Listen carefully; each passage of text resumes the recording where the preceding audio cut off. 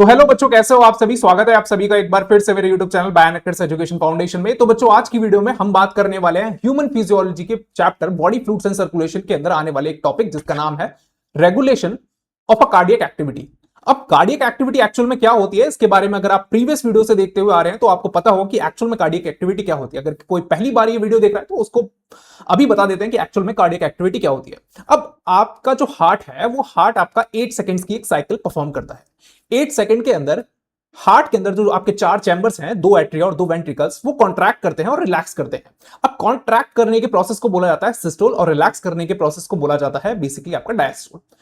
अब कब एट्रिया जो होते हैं वो कॉन्ट्रैक्ट करते हैं, अब वेंट्रिकल्स कब कॉन्ट्रैक्ट करते हैं, कब रिलैक्स करते हैं, इसी 8 सेकंड्स के अंदर, इस साइकिल के अंदर ये सारी चीजें परफॉर्म होती है। तो इसी को बोला जाता है कार्डियक साइकिल। कार्डियक साइकिल जो है, इसकी वजह से ही आपका जो हार्ट है वो डिफरेंट डिफरेंट साउंड्स लब और डब प्रोड्यूस करता है।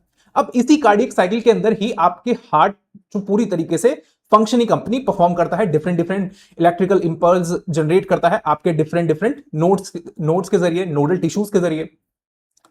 कार्डियक साइकिल जो है ये बेसिकली एक तरीके का एक 8 सेकंड्स की एक कंप्लीट प्रोसेस है। इसके अंदर डिफरेंट डिफरेंट प्रोसेसेस परफॉर्म भी होते हैं। अब इसकी पूरी एक्टिविटी को किस तरीके से कंट्रोल किया जाता है आज की वीडियो में हम बात करने वाले हैं। तो चलिए फटाफट से शुरुआत करते हैं अपनी वीडियो को और देखते हैं कि एक्चुअल में regulation of a cardiac activity किस तरीके से परफॉर्म किया जाता है। अब रेगुलेशन करने के लिए कार्डियक एक्टिविटी को दो तरीके से रेगुलेट किया जाता है, एक है आपका एक्सट्रिंसिक वेग और एक है आपका इंट्रिंसिक वेग। तो चलिए फटाफट से देखते हैं कि एक्चुअल में एक्सट्रिंसिक और इंट्रिंसिक वेग कौन कौन से हैं।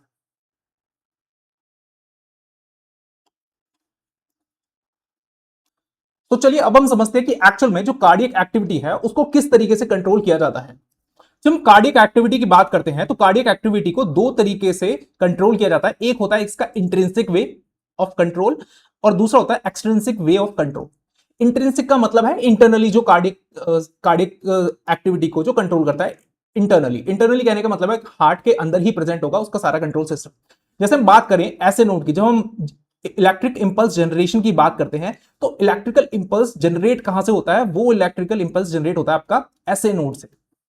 ऐसे नोड यहां पर प्रेजेंट क्या होते हैं, यहां होते हैं नोडल टिश्यूज। नोडल टिश्यूज, इन नोडल टिश्यूज से जनरेट होता है इलेक्ट्रिकल इंपल्स और फाइनली आपका कहा जाता है एवी नोड तक। एवी नोड के बाद वो जाता है आपका बंडल ऑफ हिज, फिर उसके बाद फाइनली वो जाता है आपका पुरकिंजी फाइबर्स तक। पुरकिंजी फाइबर्स, और इसकी वजह से ही फाइनली आपका वेंट्रिकल जो होता है वो कॉन्ट्रैक्ट करते हैं। तो ये था एक एक्चुअल में जो इंट्रिंसिक कंट्रोल था। अब इसे कंट्रोल करने के लिए, इस इलेक्ट्रिकल इंपल्स को कंट्रोल करने के लिए कोई एक्सटर्नल सिग्नल रिक्वायर्ड नहीं होता ब्रेन से। मतलब ब्रेन से जो जो कोई भी सिग्नल आते हैं, क्योंकि आपकी पूरी बॉडी जो है वो कंट्रोल किससे करी जाती है, ब्रेन से, न्यूरॉन से। ठीक है, ब्रेन के अंदर आपके central nervous system, peripheral nervous system, different different neural systems present रहते हैं, उनसे पूरी बॉडी कंट्रोल की जाती है। लेकिन हार्ट के केस में जो इंट्रिंसिक वे है, जो इलेक्ट्रिकल इंपल्स वाला जो जनरेशन है, इलेक्ट्रिकल इंपल्स जो जनरेट हो रहा है वो कहीं से भी कंट्रोल नहीं होता, वो सिर्फ और सिर्फ उसकी कार्डियक मसल से ही कंट्रोल किया जाता है। तो यह बात आपको ध्यान रखनी है। दूसरी तरफ हम बात करें एक्सटर्नल कंट्रोल सिस्टम की या फिर external control of way of control की। अब इसमें दो तरीके से कंट्रोल आपको देखने के लिए मिलेगा। सबसे पहला है न्यूरल। न्यूरल की तरफ से हम बात करते हैं, सबसे पहले न्यूरल सिस्टम को समझते हैं। न्यूरल सिस्टम के बारे में आप सभी को पता होगा कि जब हम इसे डिवाइड करते हैं तो दो तरीके के सिस्टम में मिलते हैं, एक होता है सेंट्रल नर्वस सिस्टम, एक होता है peripheral nervous system. Peripheral nervous system को डिवाइड करते हैं तो एक तरफ आपको मिलता है somatic nervous system, somatic nervous system, और दूसरी तरफ आपको मिलता है आपका ऑटोनॉमस नर्वस सिस्टम। एनएस लगा दे रहा हूं, आप समझ जाना ऑटोनॉमस नर्वस सिस्टम का। देखो, सोमैटिक नर्वस सिस्टम बेसिकली वहां रूल करता है जहां पर वॉल्यूंटरी एक्शन होते हैं। स्केलेटल मसल की बात करें, आपके हाथ का हिलाना हो गया, ठीक है, आपकी मसल का कॉन्ट्रैक्शन हो गया, रिलैक्सेशन हो गया, तो ये सभी के सभी जो होते हैं बेसिकली कंट्रोल करे जाते हैं आपके सोमैटिक नर्वस सिस्टम, जितने भी वॉलंटरी एक्शंस हैं। लेकिन ऑटोनॉमस नर्वस सिस्टम से कंट्रोल करे जाते हैं आपके इनवॉल्यूंटरी एक्शन। इनवॉल्यूंटरी एक्शन में कौन से आते हैं, जैसे डाइजेशन, डाइजेशन की बात करें, हार्मोनल रिलीज की बात करें, आपकी ब्लड वेसल्स को डायलेट करने की बात करें, उनके कॉन्ट्रैक्शन की बात करें, तो ये सारी चीजें जितनी भी ऑटोमेटिकली कंट्रोल होती है, इनवॉलंटरी एक्शंस होते हैं, ये कंट्रोल किसके द्वारा किए जाते हैं, ऑटोनॉमस नर्वस सिस्टम के द्वारा, बॉडी के अंदर। अब ऑटोनॉमस नर्वस सिस्टम को अगर हम डिवाइड करते हैं तो ये दो पार्ट्स में डिवाइड होता है। एक होता है synthetic nervous system, sorry parasympathetic nervous system, और दूसरा होता है आपका सिंथेटिक। Synthetic nervous system. देखो अब पैरासिम्पथेटिक और सिंथेटिक नर्वस सिस्टम में क्या डिफरेंसेस हैं, ये बात आपको समझनी है, थोड़ा समझो। देखो पैरासिम्पथेटिक नर्वस सिस्टम हमेशा हर चीज को इंक्रीज करेगा। ये बात आपको मैं जो बता रहा हूं पहले वो समझो। इधर की साइड जो फ्लो चार्ट बना हुआ है उस पर नजर में डाला। हर चीज को इंक्रीज करेगा parasympathetic nervous system. Synthetic nervous system हर चीज को डिक्रीज करेगा। ये बात आपको ध्यान रखनी है जो मैंने अभी बताई है। कुछ एक्सेप्शनल केस हैं, कुछ एक्सेप्शनल है, जैसे हार्ट के केस में। हार्ट के केस में देखो सिंथेटिक नर्वस सिस्टम यहां पर क्या कर रहा है, एक्सेलरेट कर रहा है, जो कि एक्चुअल में क्या करता है, हमेशा डिक्रीज करता है हर चीज को। एक्सेलरेट करेगा हार्ट रेट को एक्सेलरेट करेगा, फोर्स ऑफ कॉन्ट्रैक्शन क्रिएट करेगा और कार्डियक आउटपुट को इंक्रीज करेगा। कौन? Synthetic nervous system. हार्ट के केस में एक्सेप्शन है, ये बात ध्यान रखनी है हार्ट के केस में। और पैरासिम्पथेटिक नर्वस सिस्टम की बात करें तो ये बेसिकली इसका अपोजिट वर्क, जबकि parasympathetic nervous system normal way में क्या कर रहा है, हर चीज को इंक्रीज करता है, लेकिन यहां पर क्या करेगा, यहां पर ये इनहिबिटरी एक्शन परफॉर्म करेगा, हार्ट रेट को लो कर देगा, कंडक्शन स्पीड को बढ़ा देगा, घटा देगा और कार्डियक आउटपुट जिसकी वजह से रिड्यूस हो जाएगा। तो ये बेसिकली आपके एंटागोनिस्ट फंक्शन परफॉर्म कर रहे हैं यहां पे। दूसरी तरफ जब हम हार्मोनल कंट्रोल की बात करते हैं तो एक हार्मोन प्रेजेंट रहता है आपके एड्रिनल मेडुला में। एड्रिनल जो ग्लैंड होती है उसके ऊपर, जो एड्रिनल ग्लैंड होती है बेसिकली उसके दो पार्ट होते हैं, एड्रिनल कॉर्टेक्स और एड्रिनल मेडुला। जो हम मेडुला पार्ट जो होता है वो बेसिकली इंटरनल पार्ट को बोला जाता है। अगर ये एक बायोलॉजिकल टर्म है मेडुला और कॉर्टेक्स। कॉर्टेक्स हमेशा आउटर रीजन को बोलते हैं, मेडुला जो होता है वो इंटरनल रीजन होता है। अब मेडुलरी रीजन के अंदर दो तरीके के हार्मोन सिंथेसाइज किए जाते हैं और बेसिकली हम बात करें रिलीज कर दिए जाते हैं। अब वो दो हार्मोन कौन से हैं? एड्रिनलिन और नॉर एड्रिनलिन। जब हम एड्रिनलिन और नॉन एड्रिनलिन का फंक्शन देखते हैं तो एक्चुअल में ये क्या करते हैं, कार्डियक आउटपुट को इंक्रीज करते हैं। किस तरीके से इंक्रीज करते हैं कि जब हम इन दोनों हार्मोन्स की नॉर्मली भी बात करते हैं तो इनको बोला जाता है emergency hormone. Basically emergency condition में रिलीज होते हैं। इमरजेंसी कंडीशन क्या करेंगे, ग्लूकोज का प्रोडक्शन बढ़ा देंगे, ग्लूकोज को प्रोडक्शन बढ़ा देंगे, ठीक है। और आपकी जो आईज होती हैं उनको बेसिकली प्यूपिल्स को कॉन्ट्रैक्ट कर देंगे, नैरो कर देंगे प्यूपिल्स को, ठीक है। सो बेसिकली कार्डियक आउटपुट को इंक्रीज कर देते हैं। कार्डियक आउटपुट जब इंक्रीज हो जाएगा, आपका मेटाबॉलिज्म भी इस केस में इंक्रीज हो जाता है, कार्बोहाइड्रेट का मेटाबॉलिज्म इंक्रीज हो जाता है और कार्डियक आउटपुट जो होता है वो इंक्रीज हो जाएगा, हार्ट बीट जो होगी वो बढ़ जाएगी।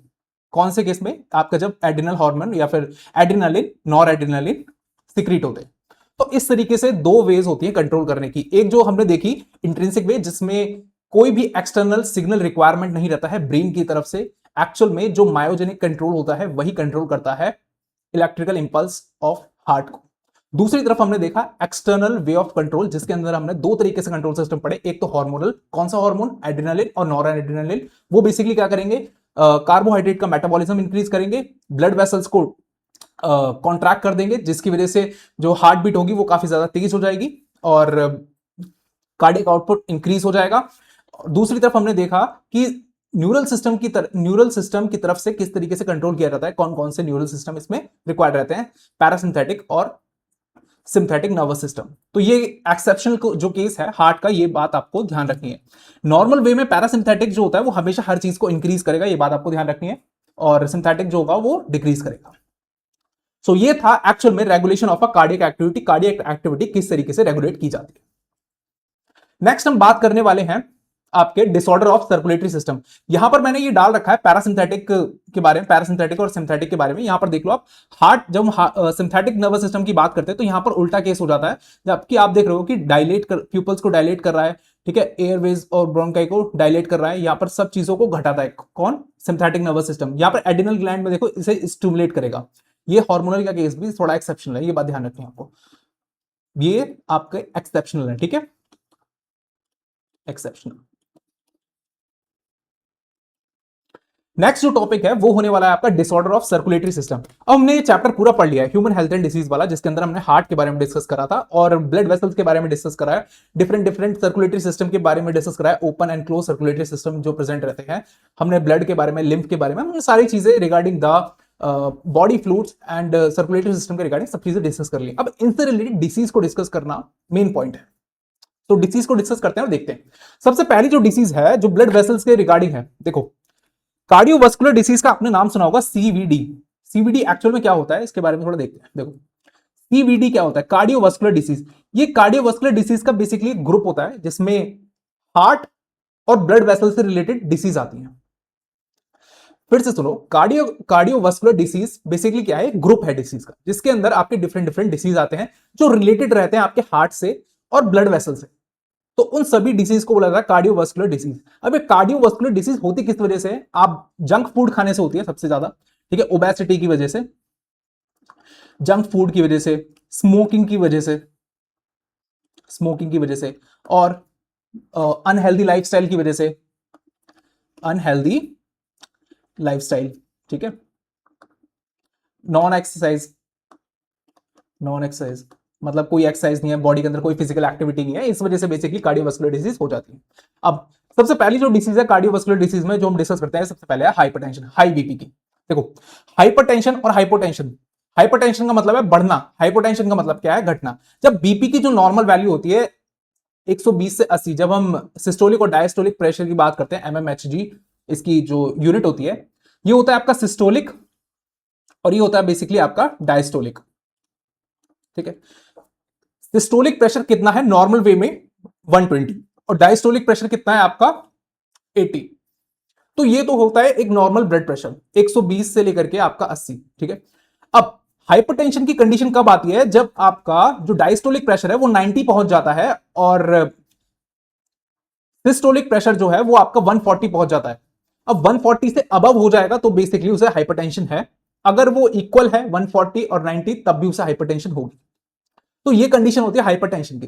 अब हाइपोटेंशन की कंडीशन क्या होती है? जिसमें बीपी लो हो जाता है, सिस्टोलिक प्रेशर इसमें कितना हो जाएगा 90 और डायस्टोलिक प्रेशर कितना हो जाएगा इसमें 60। तो आपको ये दोनों की दोनों कंडीशन ध्यान रखनी है, हाइपरटेंशन की और हाइपोटेंशन की। हाइपर का मतलब है इंक्रीज होना, हाइपो का मतलब है बेसिकली डिक्रीज होना। अब डिक्रीज कितना होगा? 90 से 60 हो जाएगा, ये बात ध्यान रखनी है। सिस्टोलिक हो जाएगा 90 और 60 हो जाएगा आपका डायस्टोलिक प्रेशर। तो इस केस में क्या क्या चीजें अफेक्ट होती है? ब्रेन बेसिकली अफेक्ट रहता है, किडनी और आपका हार्ट, तो ये तीनों चीजें बेसिकली अफेक्टेड रहती है। दूसरा जो केस है ये इसका नाम है बेसिकली एंजिना पेक्टोरिस। इसका की फीचर क्या होता है? चेस्ट पेन होता है due to low oxygen supply. अब जो आपने देखा होगा कि कुछ ऐसे पेशेंट होते हैं जिनके केस में बाईपास सर्जरी करनी पड़ती है। अब बाईपास सर्जरी करने का मतलब क्या है कि जहां पे ब्लॉकेज होती है, ठीक है, ब्लॉकेज होती है, उस ब्लॉकेज की वजह से जो आर्टरीज होती हैं उसमें बेसिकली प्लाक जनरेट होने लगता है, या फिर हम बात करें जो कोलेस्ट्रॉल होता है वो डेपोजिट होने लगता है। इसी को बोला जाता है क्लॉट हो जाना, या फिर इसी को बोलते हैं हम प्लाक जनरेट हो जाना, ठीक है। वो किसी भी चीज कैल्शियम का प्लाक हो सकता है या फिर different different cholesterol molecule, lipid molecules जो बेसिकली क्लॉट फॉर्मेशन कर देते हैं, जिस वजह से जो ब्लड सप्लाई जो होती है वो रिड्यूस होता है। ब्लड सप्लाई क्या हो जाती है? रिड्यूस हो जाती है। अब उस ब्लड सप्लाई रिड्यूस होने की वजह से क्या होता है? चेस्ट में अब ऑक्सीजन भी लो सप्लाई होगा। अब ब्लड जो है वो बेसिकली ऑक्सीजन को कैरी करता है, अब ऑक्सीजन भी लो सप्लाई होगा, तो जिसकी वजह से reduce blood flow to the heart muscles की तरफ जो ऑक्सीजन सप्लाई है वो रिड्यूस हो जाती है, जिसकी वजह से कंडीशन आ जाती है जिसको बोला जाता है एंजिना पेक्टोरिस, ठीक है। ये मिडिल एज्ड जो पर्सन होते हैं उनके अंदर सबसे ज्यादा देखने के लिए मिलती है, और थोड़े जो एजेड पर्सन होते हैं उनके अंदर।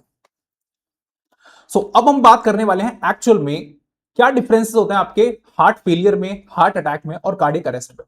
तो चलिए जल्दी से फटाफट से इसको भी समझते हैं। देखो, दो चीजें पहले आप समझो कि एक्चुअल में क्या होती है। एक होती है कंडीशन टैकीकार्डिया की, टैकीकार्डिया की। इस कंडीशन के अंदर क्या होता है? हार्ट बीट जो होती है वो आपकी इंक्रीज हो जाती है more than 100 beats per minute, 100 beats per minute, ठीक है। एक दूसरा केस होता है आपका ब्रेडिकार्डिया का, ब्रेडिकार्डिया। इस केस में हार्ट बीट जो होती है वो काफी ज्यादा लो हो जाती है, लेस देन 60 चली जाती है, लेस देन 60। ये बात आपको ध्यान रखना है, ये बात आपको ध्यान रखनी है, ठीक है। अब देखते हैं एक्चुअल में हार्ट फेलियर क्या होता है। अब हार्ट का जो मेन फंक्शन है वो क्या है? पंप करना। अब वो जब पंप ही नहीं करेगा इसका मतलब क्या है? हार्ट फेल हो गया है। तो ये बात इस निमोनिक से थोड़ा आपको ध्यान रखनी है। हार्ट पंप्स वीकली, बेसिकली जो मसल होती है हार्ट की मसल वो ठीक से बहुत ही ज्यादा वीक हो जाती है। ये ज्यादातर आपको देखने के लिए मिलेगा। जो एजेड पर्सन होता है उनके अंदर हार्ट फेल्स होता है, वो मोस्ट कॉमनली देखने के लिए मिलता है। जो हार्ट की जो मसल्स हैं वो बहुत ही ज्यादा वीक हो जाती है, जिसकी वजह से वो enough amount of a blood pump नहीं कर पाती बॉडी पार्ट्स में, ऑक्सीजनेटेड ब्लड जो होता है, ठीक है। इसके अंदर कैसा फील होता है? इसके कुछ सिम्टम्स है जैसे ब्रेथलेसनेस, फटीग और स्वेलिंग। स्वेलिंग बेसिकली पैरों में ना स्वेलिंग्स देखने के लिए मिलती है इस केस में। ये इसे क्योर किया जा सकता है, मैनेजेबल होती है कुछ मेडिकेशंस के द्वारा, इन्हें क्योर किया जा सकता है। वो कौन कौन से मेडिकेशन होते हैं ये आपको देख लेना है। मैं एक आध के नाम थोड़ा बहुत जानता हूं। जैसे हम एस इनिबिटर्स की बात करें, एस बेसिकली रिसेप्टर्स होते हैं, उनको इनिबिट कर दिया जाता है, जिसकी वजह से जो हार्ट रेट होती है वो काफी ज्यादा बढ़ जाती है। ठीक है। हाइपरटेंशन जिस पर्सन को रहती है, उसको हाइपरटेंशन जैसे हाई बीपी की जो प्रॉब्लम होती है वो उस पर्सन को रहती है, उसको हार्ट फेल होना काफी ज्यादा फ्यूचर में चांसेस होते हैं। प्रीवियस एमआई, एमआई का कंडीशन, एमआई का कंडीशन का मतलब क्या है, बेसिकली इसका मतलब है मायोकार्डियल इंफ्रैक्शन, मतलब हार्ट के अंदर ब्लॉकेज जिसको रही है उसको हार्ट फेलियर हो सकता है। ठीक है, ये बात भी ध्यान रखिएगा, जिसको मायोकार्डियल इंफ्रैक्शन रहा है। अब नेक्स्ट है heart attack. Heart attack actual में क्या होता है, हार्ट अटैक के केस में जो अभी हमने लास्ट डिस्कस करा था कि एक्चुअल में जो कोरोनरी आर्टरीज होती हैं हार्ट के अंदर, उनके अंदर प्लाक डेपोजिशन स्टार्ट हो जाता है। प्लाक डेपोजिशन का मतलब है कि कोलेस्ट्रॉल डेपोजिशन स्टार्ट हो जाता है, लिपिड डेपोजिशन स्टार्ट हो जाता है, या फिर हम बात करें कुछ कुछ कैल्शियम के क्लॉट्स जो होते हैं वो जम जाते हैं। उस केस में क्या होता है कि ब्लड सप्लाई जो होती है वो रुक जाती है। जो ब्लड सप्लाई एक्चुअल में जो ऑक्सीजनेटेड ब्लड सप्लाई होती है, क्योंकि हार्ट की मसल्स को भी ऑक्सीजन की जरूरत रहती है, तो वो ऑक्सीजन की सप्लाई रुक जाती है, ब्लड फ्लो जो होना वो रुक जाता है। बेसिकली इसको बोला जाता है मायोकार्डियल इंफ्रैक्शन और आपका हार्ट अटैक। तो इस केस में एक्चुअल में हमें कौन कौन से सिम्टम्स देखने को मिलते हैं, चेस्ट पेन हो गया, स्वेटिंग हो गया और आर्म पेन हो गया। अगर हम बात करें इस मायोकार्डियल इंफ्रैक्शन की, एक्चुअल में आप लोग देख रहे हो कि इसमें भी क्या है, बेसिकली क्लॉट, या फिर हम बात करें जो प्लाक फॉर्मेशन है वो डेपोजिशन की वजह से ब्लड सप्लाई जो है वो ऑक्सीजन की हार्ट मसल के अंदर जो ब्लड सप्लाई है वो बेसिकली रुक गई है। ठीक है। अब इस कंडीशन को आपने पहले भी पढ़ा है, अभी हम पढ़ करके एंजिना पेक्टोरिस, तो आप इसे कह सकते हैं एक्चुअल में एक्सटेंडेड वर्जन है हार्ट अटैक जो है। मायोकार्डियल इंफ्रैक्शन जो है वो एक्सटेंडेड वर्जन है किसका, आपका एंजिना पेक्टोरिस का।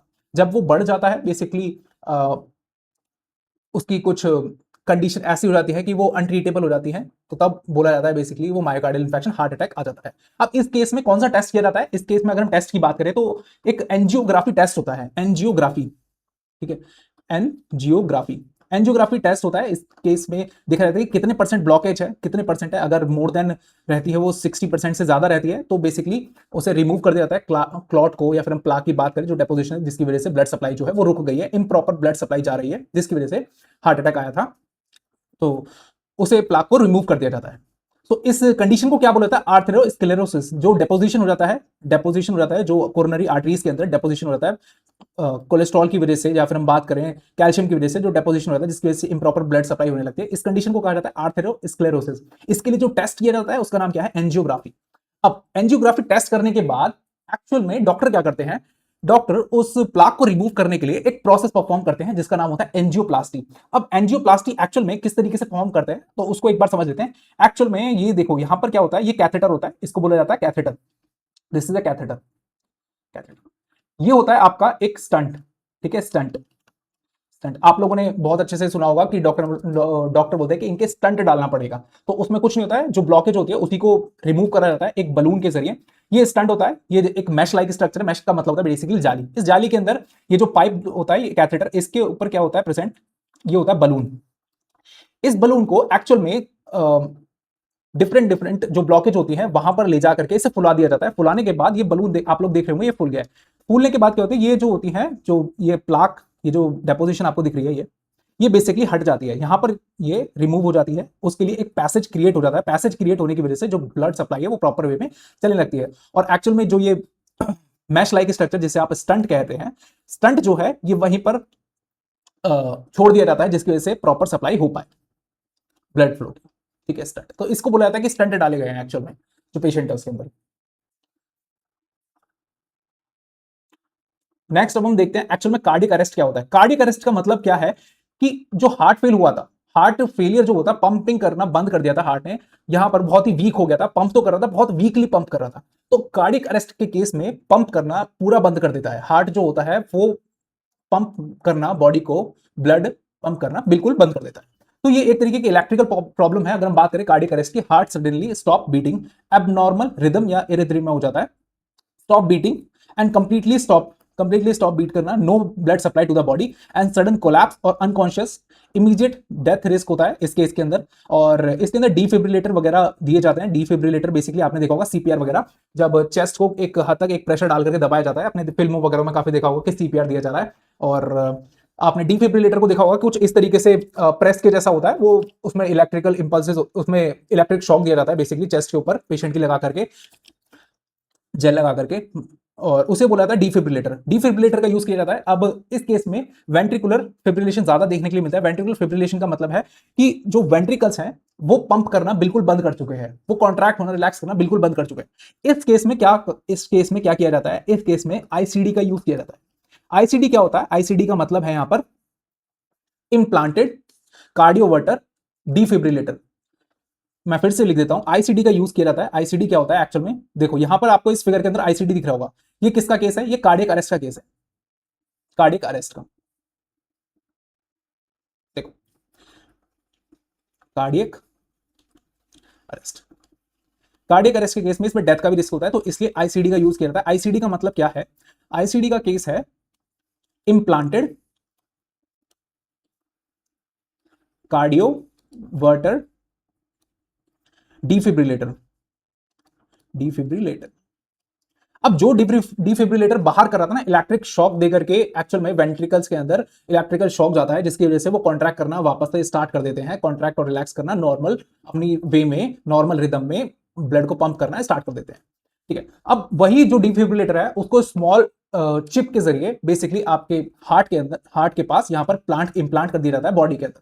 अब वो क्या करता है? वो artificially basically defibrillator shock create करेगा और आपके एट्रिया और आपके वेंट्रिकल्स दोनों को कॉन्ट्रैक्ट करवाएगा एक रिदम के साथ। रिदम कहने का मतलब है कि जो कार्डियक साइकिल की जो रिदम होती है उस रिदम में उसे डिफिब्रिलेट करवाएगा, कॉन्ट्रैक्ट और रिलैक्स परफॉर्म करवाएगा।